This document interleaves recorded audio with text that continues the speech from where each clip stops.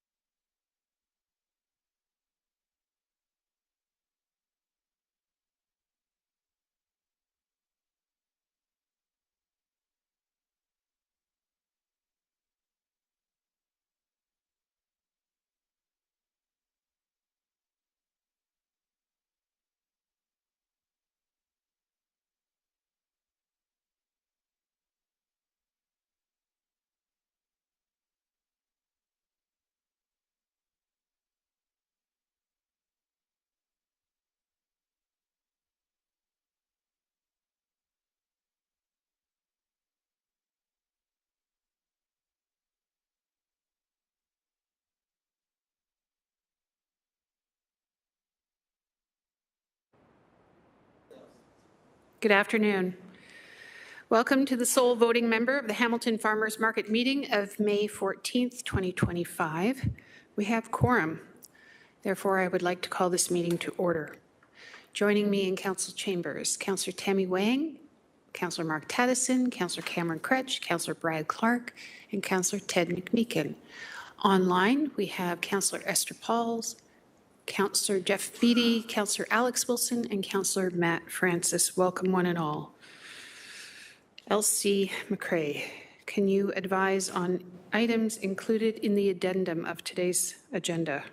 Madam Chair, there are no items for the addendum. No changes. Magnificent. A mover and a seconder to approve the agenda then as presented. Moved by Councillor Wang, seconded by Councillor Taddison. Any discussion on this agenda? Seeing none. There is no. Okay. If you can raise your hands, please, to show that you approve the agenda as presented. That carries. Thank you. Declarations of interest. Are there any this afternoon? Seeing none. It's moved by Councillor Kretsch and seconded by Councillor Clark to move the minutes of March 24th, 2025. Any discussion on those minutes? Seeing none. A show of hands if you are in favor of the minutes. Hands up. Thank you. Quickly, we are on to items for consideration. 8.1, Governance and Operational Model Recommendations, Hamilton Farmers Market. To my colleagues and to the viewing public, a presentation of this item was heard March 24th of this year. So we're going to move right into discussion of the report. If I can have a mover and a seconder to receive that presentation and to put the report recommendations on the floor. Moved by Councillor Kretsch and seconded by Councillor Clark. Any discussion? I'll recognize Councillor Kretsch, please. Thanks, and we've already had these recommendations in this report before us previously, as the Acting Deputy Mayor said. And I'm just bringing forward at this point attention to the letter that's here as 8.1a, and then, of course, wanting to move the recommendations forward for that. So I want to speak to those recommendations in a bit more detail and flag some things about them. Of course, we have the time between now and council to sort out wrinkles if there are some, and frankly, I think there are a couple. So we met as a board of directors at the Hamilton Farmers Market after this had come to council already to get some feedback from people at the Farmers Market Board, and they outlined some recommendations they thought were important as part of this governance review to make sure that it happened quickly, to make sure that people are included in the process, and there's a couple of other things to highlight. So first one was ensuring vendors still have a place on the board. The governance review came forward and said there's a conflict of interest for vendors to be on the board as voting members. But the vendors said, look, we get that. We understand that conflict. So can we have some non-voting roles, similar to how we do the LRT subcommittee, similar to how we do other things where you have a non-voting person at the table. And they asked for a chair and vice chair to be given non-voting roles on the board so they have some continuity and ability to participate in the public discussion. So that's one recommendation. The second is an adequate number of HFM board committees. And so I want to make sure that at least there's one committee for the operations, because right now that's a very central and integral part of the way that the board operates. And it involves staff, it involves vendors, it involves people from the board to keep a discussion going about operational issues. So we're not having those discussions at the board. And frankly, it's helped us maintain quite a bit of decorum at our board meetings and keep things going and moving forward by having that there. So people wanted that to be highlighted.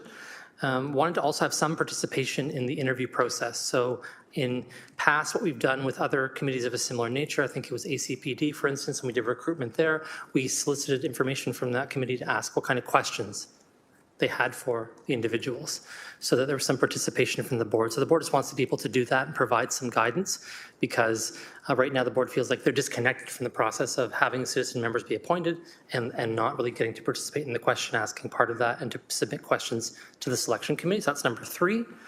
There are a total of 6. Number 4, ensuring that HFM staff continue to be employees of the City of Hamilton. And so This is to ensure that the employees we currently have, who are currently employees of the City of Hamilton, will remain employees of the City of Hamilton moving forward.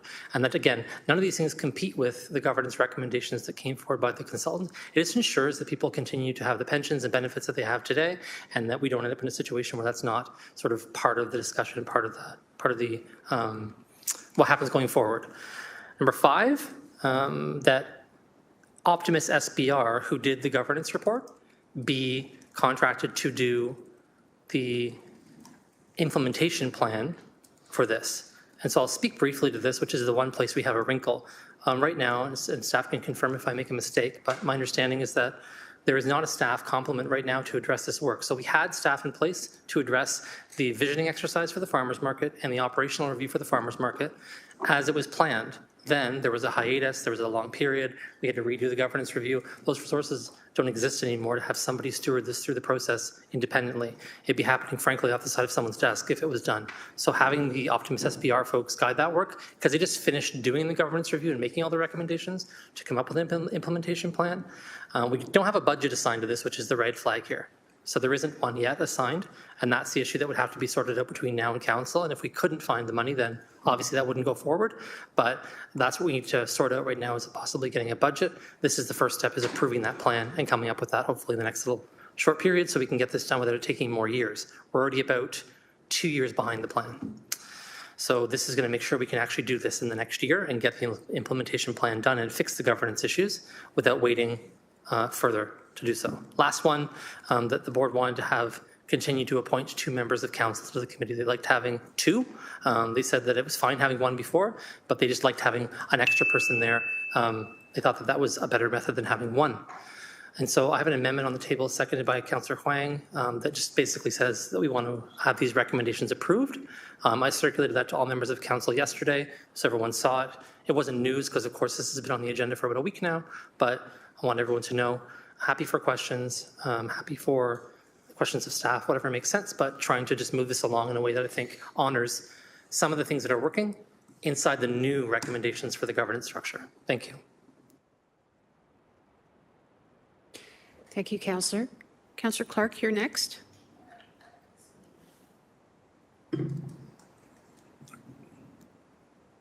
Elsie McCray. So sorry, through the Deputy Mayor, your amendment is on the floor, is that correct? Or you were just speaking to, you were not? Okay. Just wanted to clarify. No worries. Thank you for seeking that clarification. I believe Councillor Kretsch, if I understood him, said he has circulated his amendment.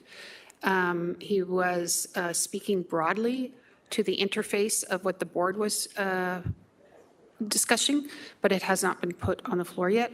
If I'm incorrect about that, please advise. Because otherwise, our discussion is on your amendment, of course, and not that which is not on the...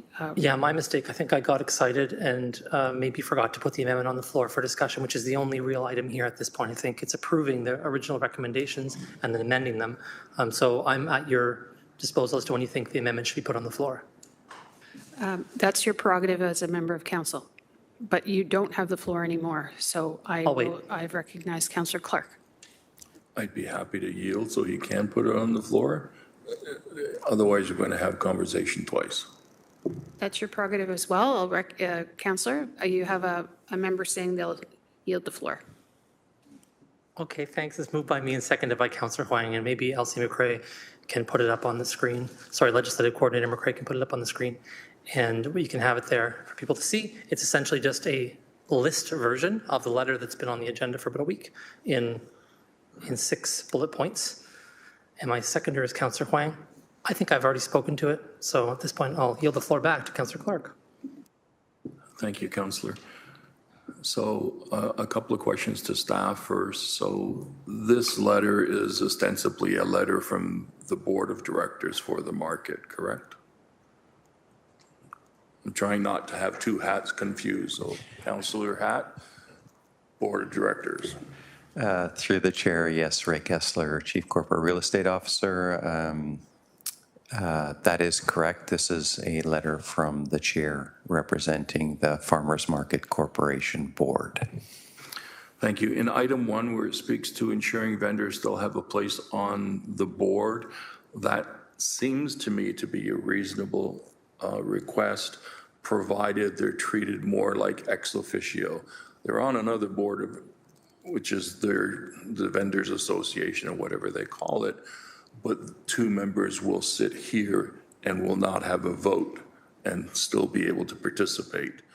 That seems to me to be a reasonable position. Is there anything that we should be concerned about other than they can't participate in camera meetings? So through the chair, I think that's a reasonable position. I think as we, I'll call it, provide the detailed documentation and changes to the governance documents, we'll probably tighten up, how that role works, particularly in circumstances such as in-camera discussions or discussions that relate to particular vendors where the inherent conflict might arise. But certainly we can deal with that as part of the implementation. I think there should be some type of amendment to item 1, which would indicate that the vendors would not participate in the hiring of staff. That process seems to be fraught with conflict, and they should not be participating in, I think I would call it a closed session, basically an in-camera meeting. The other question I had,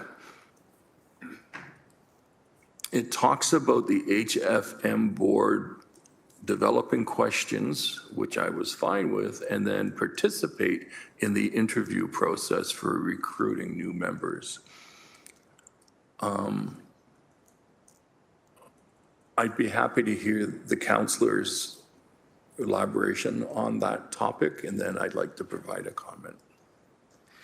Yeah, it's a little vague, and I maybe should have been more specific, but on the selection committee, what happens is that when we are recruiting for a certain board or agency, that board or agency can participate in providing questions, and then someone from the board or agency is there present at the meeting so that if we have questions for them, we can ask them. So that's what I meant by that. So we usually, for instance, if it's, I can't remember the examples right now, but I know the people on the selection committee will remember, we were interviewing for a certain role, and the person associated with that role, so in this case, it would be Adam or Ray, they would be there, and they'd be able to give us advice or information if we had questions about the agency or board itself. And because you're also on the selection committee.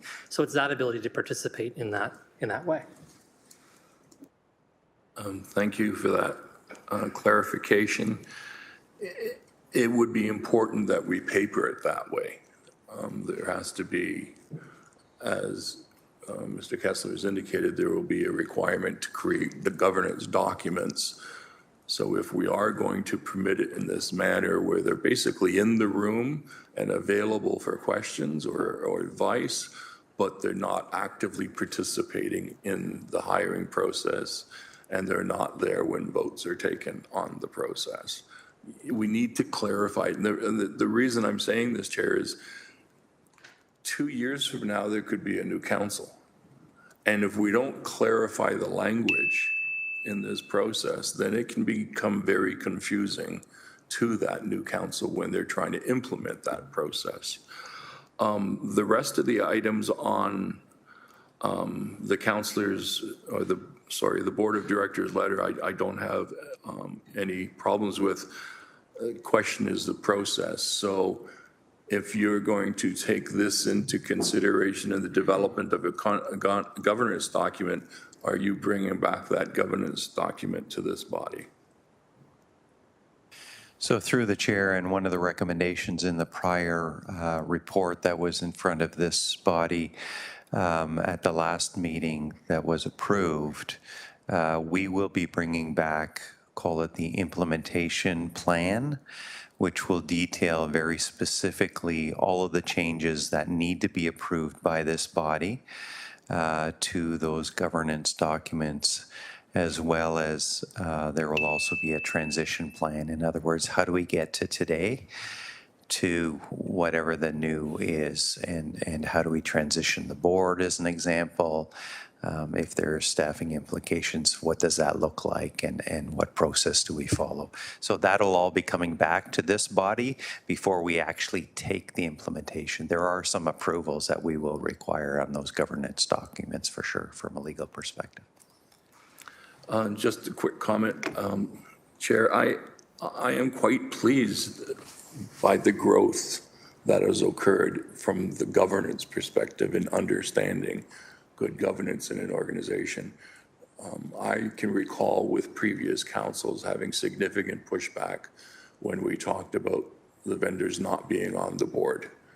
And my argument at the time was the board of directors makes the actual decisions about the running of the organization, and the vendors should be a vendors association that is providing advice to that organization, but the vendors have a conflict. And from that, we had many discussions on similar items, and the board has come a long way to the point where they are right now. And likewise, the Vendors Association. They've at least from my perspective, they've participated in this process in a reasonable and pragmatic manner.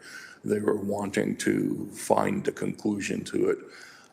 And I think if we make these changes, will both parties always be happy?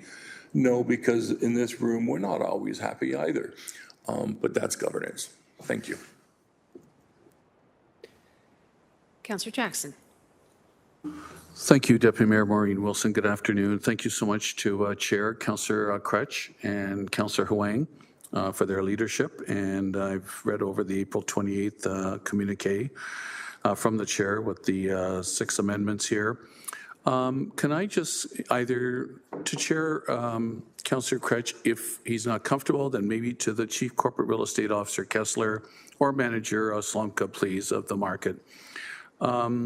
For years, I would say that the market hit a nadir, Google that word, of the overall operations of the between the vendors and the board, and the constant dissent, factionalism, control that was a tug and pull on a regular basis. I'll say that I haven't been lobbied for, I'll say for pretty well this term, the 2.5 years of this term of council. So with these amendments, can I presume that they have been conveyed to the number of vendors? I can't remember the number of vendors now that are there. If it was 50, 60, 70, I can't recall. That was the number of the past I seem to remember. That overall we've got, if you will, a buy-in overall from the majority of vendors moving forward to bring the market back to its zenith of many years ago, hopefully, and or between the vendors and the board. So I'm hearing all this wonderful stuff presented by the chair, but I just, can maybe the Chief Corporate Real Estate Officer, Manager Bill Slomka, somebody give me some further feel as to, we think, Tom, this is a great idea in theory, we're moving forward on this, we know it'll work. No, Councillor Jackson, we've actually done our own one-on-ones with various vendors, the association, and we seem to have buy-in moving forward. Through you, Deputy Mayor Wilson, if either politically and or bureaucratically, I can just get some understanding, please. Thank you. Thank you. So I'd like to recognize the chair of the board, who may be able to speak firstly to those dynamics in his capacity as chair of the board. Perfect, thank you. So a couple of things. We've been going through a rather public process with this, and we had delegates as vendors come forward to the board and talk about this with us. We also have a group of vendors on the board who we consulted with, and those folks also had an additional meeting, a Stallholders Association or a Vendors Association meeting, which I attended to go over these kinds of things that are happening and talk with them. Okay. And overwhelmingly, people were very positive. They're liking the direction the market's going in. They're supportive of these governance changes. I reviewed them with them at a high level. This wasn't prepared in advance of the meeting, all 6 of these individually, but I spoke about all the things that were going to be coming forward that we discussed at the board, and people were very supportive of it. Personally, I haven't spoken to every vendor about it, but I go to the market pretty much weekly. I interact with people. I talk to them informally and check in with them. And again, people seem to be satisfied with where it's going. Overwhelmingly, what I've heard as the chair has been that people want to see a change to the governance. For most people, it doesn't make sense. That's the number one piece of feedback I get from people is it doesn't quite make sense at the different levels that we have all these things going on at. And when they saw the report, which we discussed at the Vendors Association meeting, it was there, the whole report was there, and it was discussed by everybody. They said, oh, okay, this is a great improvement. And thanks so much for coming out and explaining to us why we're doing this, because we have been very confused. We have been feeling like it's dysfunctional. This will make something. Their main piece of feedback was, can we please have a place as a non-voting position for vendors is the feedback I got primarily, if that helps. Chair Councillor- Crutch, you've done an enormous amount of homework along with, I'm sure, Councillor Huang. So you've raised my comfort level. The bureaucracy just want to give me some feel as well since they're day to day, and then I'll be satisfied. Thanks, Deputy Mayor. So I'll just very briefly add a couple of comments to that. I think Councillor Crutch accurately reflects our experience as well. I think at this point in time, there actually may be a majority of vendors on the board versus non-vendors. So there's been active engagement throughout this whole process. We've been very deliberate about that. So in that context, I certainly can only echo what the councillor has already provided, and look forward to actually continuing the trajectory that has been established over the last couple of years. Thanks for the reaffirmation, Chief Corporate Real Estate Officer Kessler, and sounds like a new era moving forward, and all the very best. Thanks, Deputy Mayor Wilson. There are no further speakers on the amendment, which has been duly moved and seconded by Councillor Crutch, seconded by Councillor Wang. Oh, beg your pardon. My apologies. Councillor Pauls. Thank you, and thank you, Deputy Mayor. Through you, I just want to ask, what does the board consist of? I know we're going to have 2 non-voting vendors. I don't know how many citizens. Can you just let me know what does it consist of now, the members on the board? How many citizens? How many? I know there's 2 councillors, and then who else? So you're looking for a comment on the makeup of the board at present? Yes, yes. Thank you. I'm going to look to Mr. Kessler for that, if you don't mind. Sure. He's just conferring at the moment.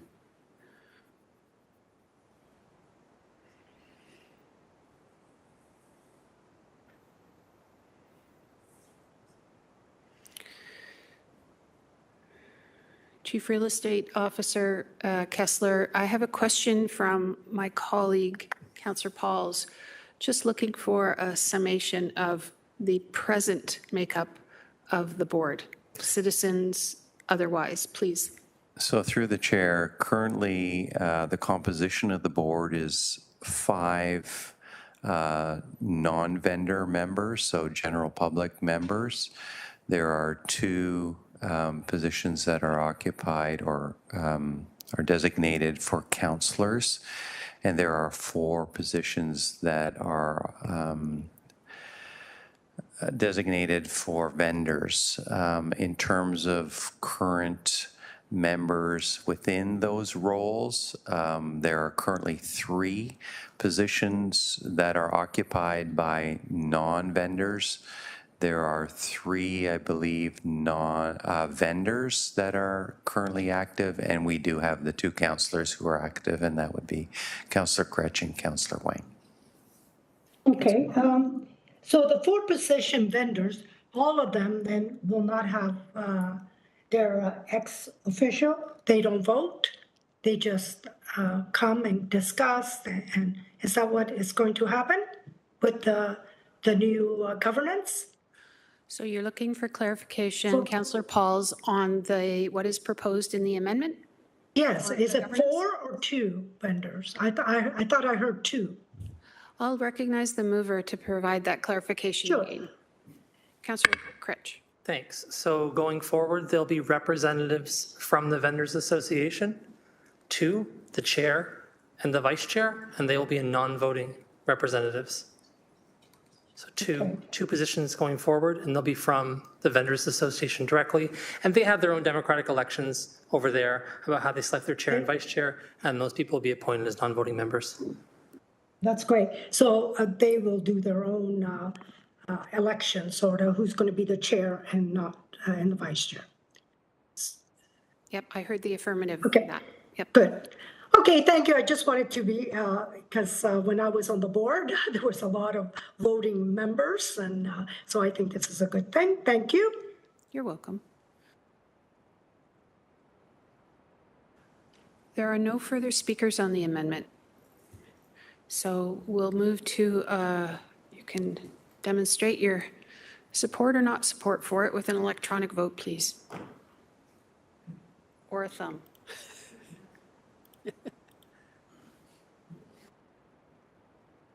Councillor Pauls has her thumb up as well.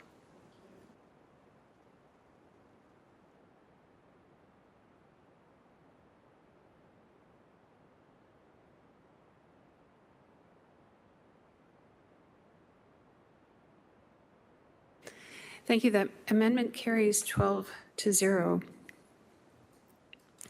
Okay, so if we can go back to the body of recommendations as amended. Are there any speakers? Recognizing Councillor Jackson first. Thanks, Deputy Mayor. Can I just ask then, through you to Chief Corporate Real Estate Officer Kessler, with the overall package now before us, is there any particular enhancements, both now moving forward, whatever we approve today, and or possibly in the future that may cause a 2026 budget pressure? Through you, Deputy Mayor Wilson, please. So through the chair, at this point in time, we're not in a position to be able to answer that question. That would be part of the implementation strategy that we bring back. So part of the implementation strategy will also be what arguably the new budget for the market would be and any kind of financial implications related to that. Ray, can I presume then that would be before Christmas this year as we're moving into the 26 budget, or you don't think you'll have enough information before the end of this calendar year? That's my last question, Deputy Mayor. So through the chair, I believe one of the reasons of the recommendation is to continue on with the consultant to assist in this is to expedite the process. At this point in time, we haven't been able to, because of procurement rules, we haven't been able to engage them in a formal, I'll just say a formal proposal or a formal work program. So I can't necessarily comment on the timing at this point. Certainly if it was staff conducting the work, I would expect it would be approximately a year before we would be before this body. Certainly hoping that through the work of a consultant to assist, we can accelerate that. I can't comment on what that timeline would be at this point. You've always been very communicative, Corporate Real Estate Officer Kessler, so I'll leave it in your good hands that if you don't have a fulsome report before the 2026 budget process, Deputy Mayor Wilson, is underway, that you'll at least send some form of an information communique update for this body. I'm satisfied with that. Thanks, Deputy Mayor Wilson. Councillor Clark, please.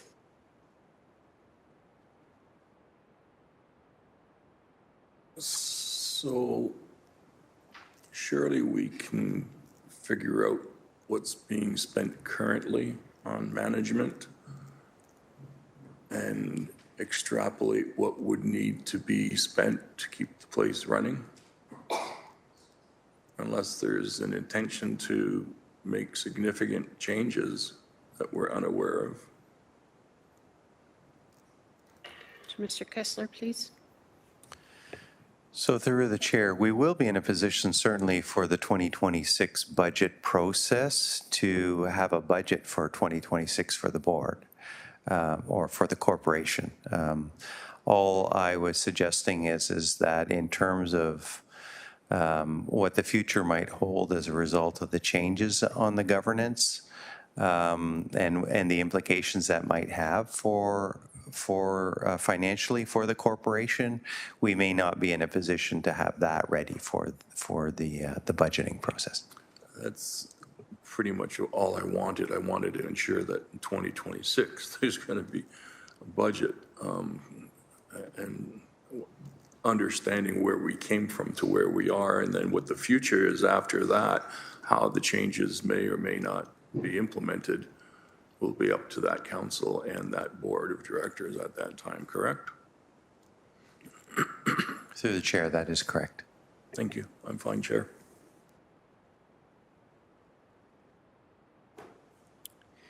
Further questions, please, on the recommendations?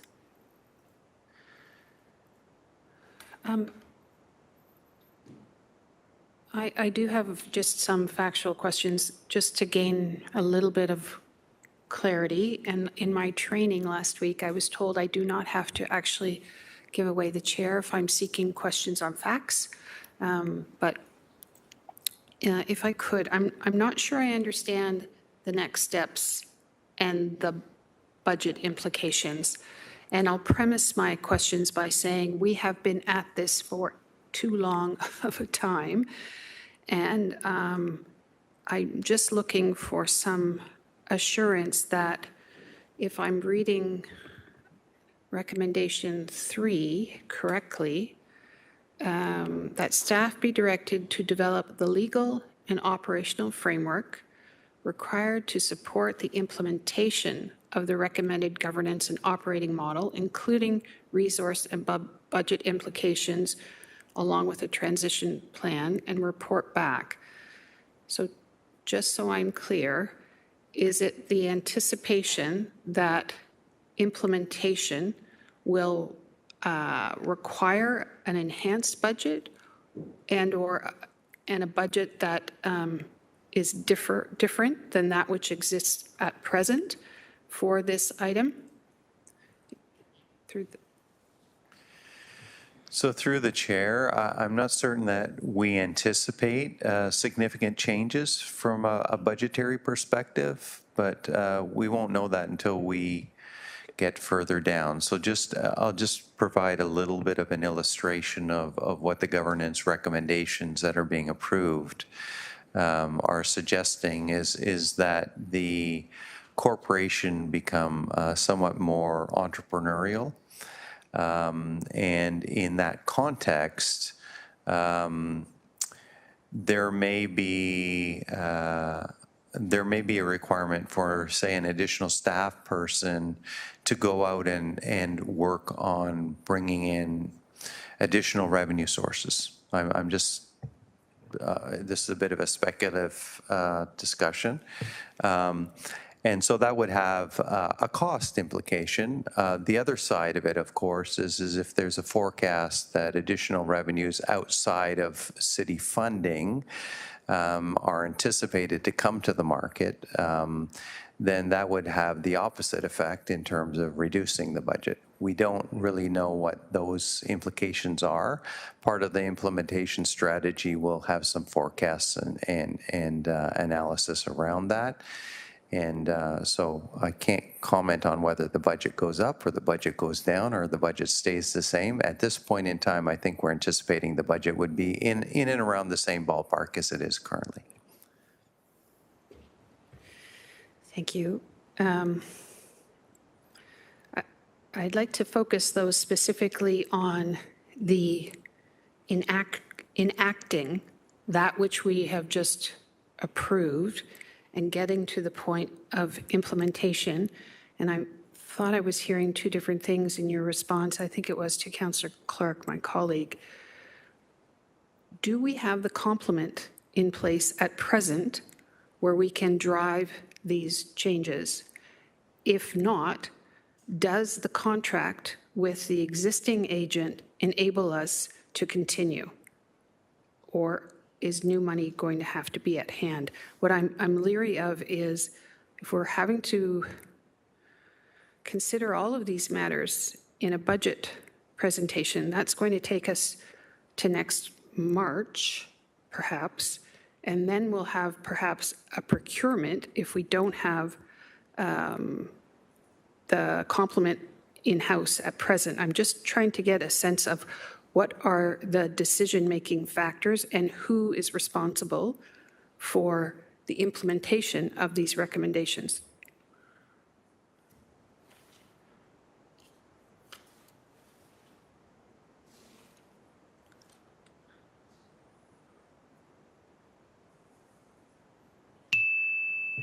So through the chair,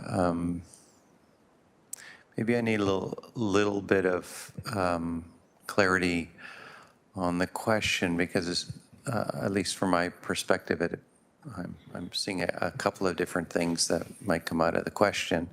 Okay, I'll break it down with the first question. I thought I heard my colleague, Councillor Crutch, suggest that we move forward with the existing consultant. My first question is, does the contract with the existing consultant enable us to move forward, trying to just keep this thing moving? So through the chair, the existing contract with the consultant has come to an end. So their current assignment has concluded. If we were to retain them to continue doing work on this file, it would be a new consulting assignment and would require funding. And I can speak to that as well. I have been in dialogue with GM Mike Zagaric with respect to potential funding sources should this body choose to go down that path. So if we have a consultant who's done the work to date, their contract work is deemed to be completed. If we were to extend or modify the scope of their contracted work, we would need a source of funding. My next question is, if we don't have that source of funding and/or when will we be in receipt of a recommendation from staff on whether in fact that work has to be done externally or whether it's to be done internally? Again, declaring my interest here is to not have to wait until next spring in order to continue to move forward through the chair, through myself. So through the chair, and I think this was articulated by Councillor Crutch earlier in his comments when he tabled the motion, there were dedicated staff that were assigned to the visioning exercise and the governance work. Those staff are no longer available for that work, which means we don't have, I'm not suggesting we would stop work. I just think it would take us a lot longer to get to the same conclusion as if we retained consultants to carry on some work that would otherwise have been done by staff. So I think that's the essence of the recommendation there, or the motion on that front. Okay, thank you. Then thirdly, I think you referenced that you had knowledge of a funding source, and those will be my questions exhausted. Thank you. So in dialogue with GM Zagaric, I understand there's the possibility of two funding sources for this type of work. One would be from the ward discretionary fund. I might not have the accurate name for it, but certainly not from the area rating side of it, but from the discretionary side. Another source would be the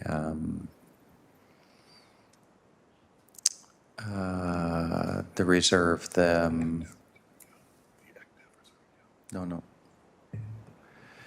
which reserve, there's a reserve, tax stabilization reserve. Thank you, Councillor. And sorry, just so I'm clear, when would the recommendation come forward for the funding sources? So through the chair, that recommendation or that choice could be made right here at this point in terms of part of that motion could be amended to include the funding source. I think the recommendation, if I could make a recommendation right now, would be to start off with if there's sufficient funding in the Ward 2 fund, it would be the first recommendation.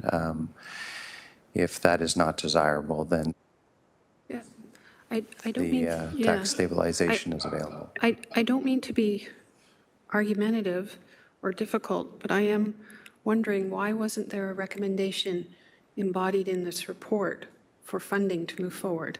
And just, it is difficult to continue to make the case for a corporate asset when we're funding it from a ward reserve.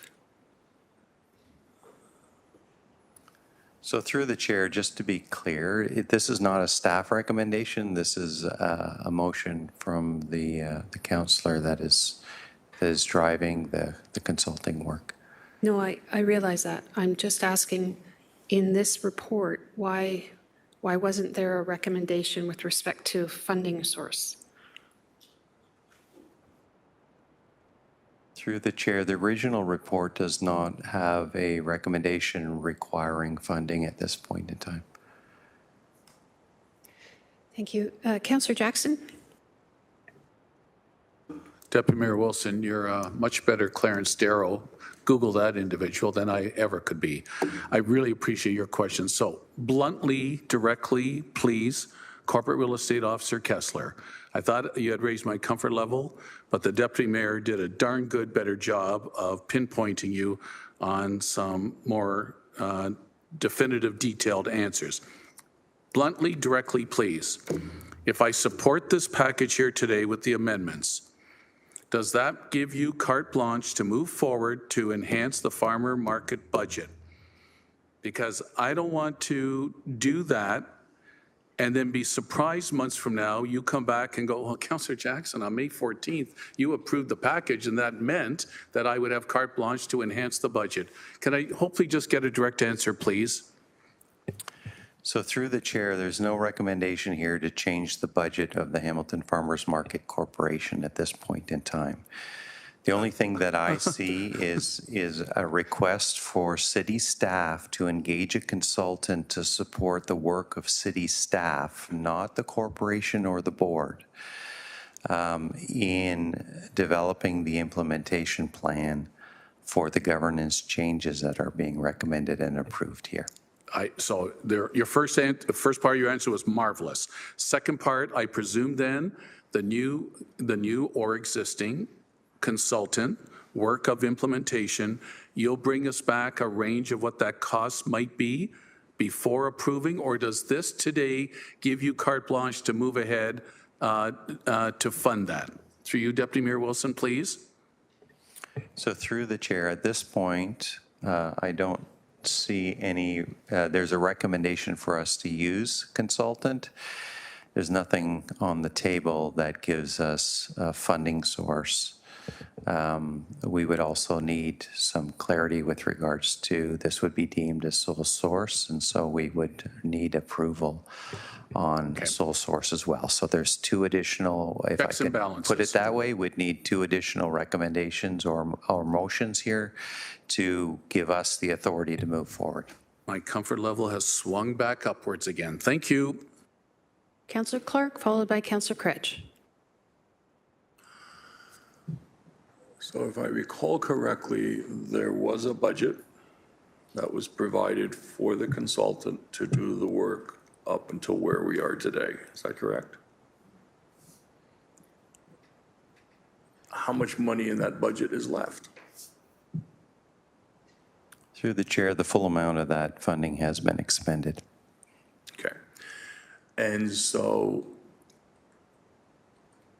how are you going to deal with, and why wouldn't you be requesting an extension to that contract to enable the implementation of the work that you're doing?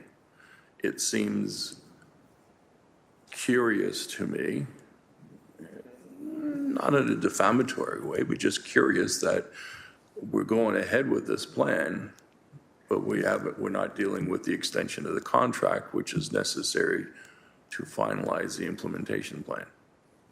See what I mean? So through the chair, it was not originally anticipated that a consultant would be used for this next phase, and henceforth we didn't put forward recommendations for that request in the original report.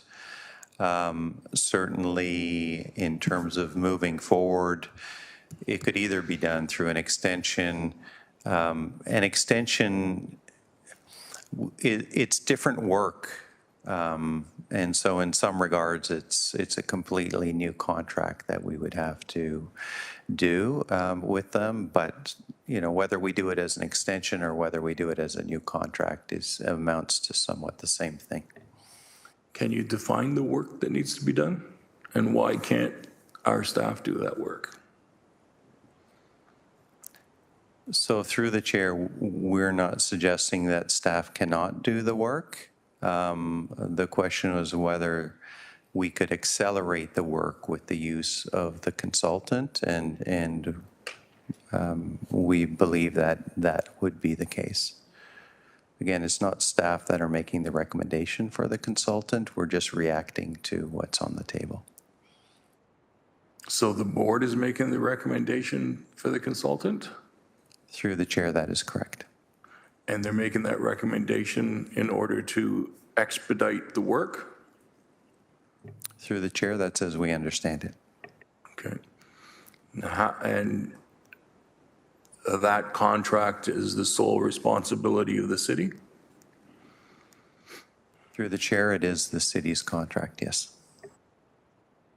And have we dealt with the procurement office yet in terms of having that contract go out there?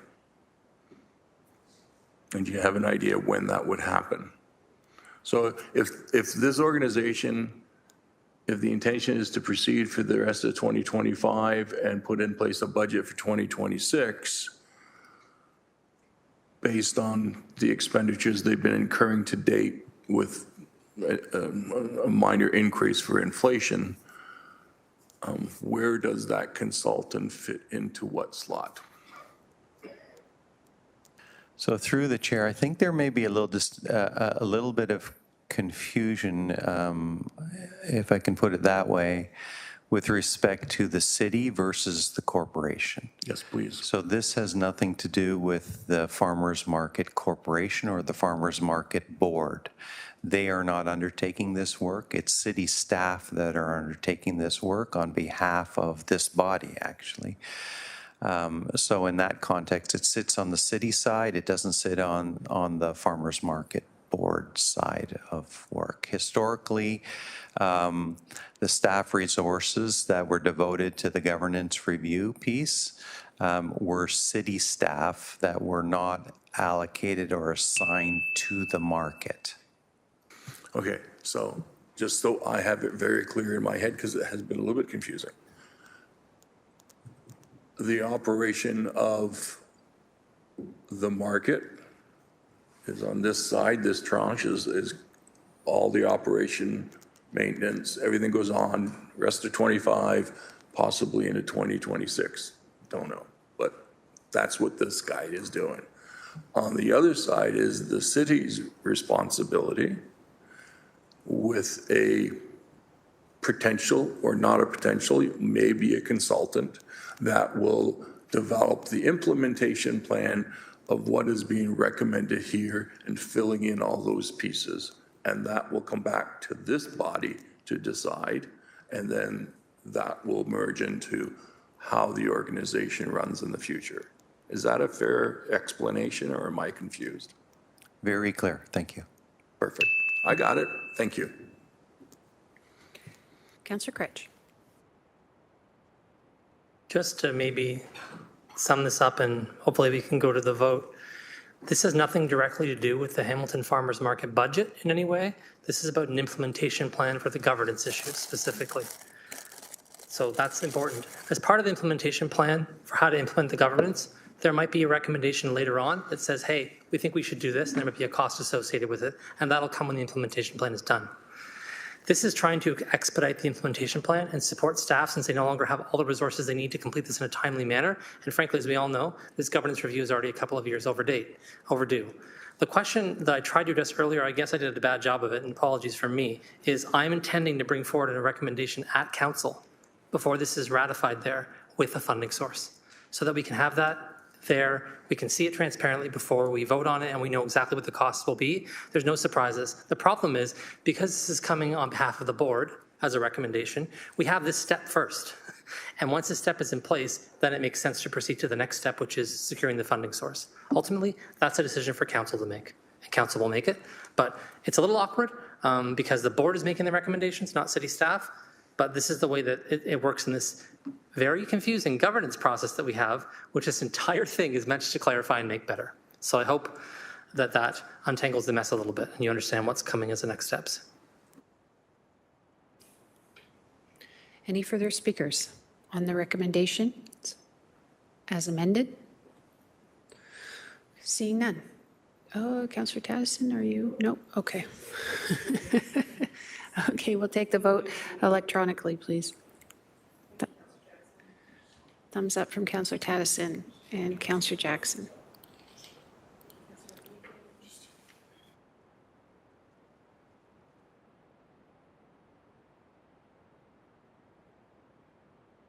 Thank you. That carries 12-0.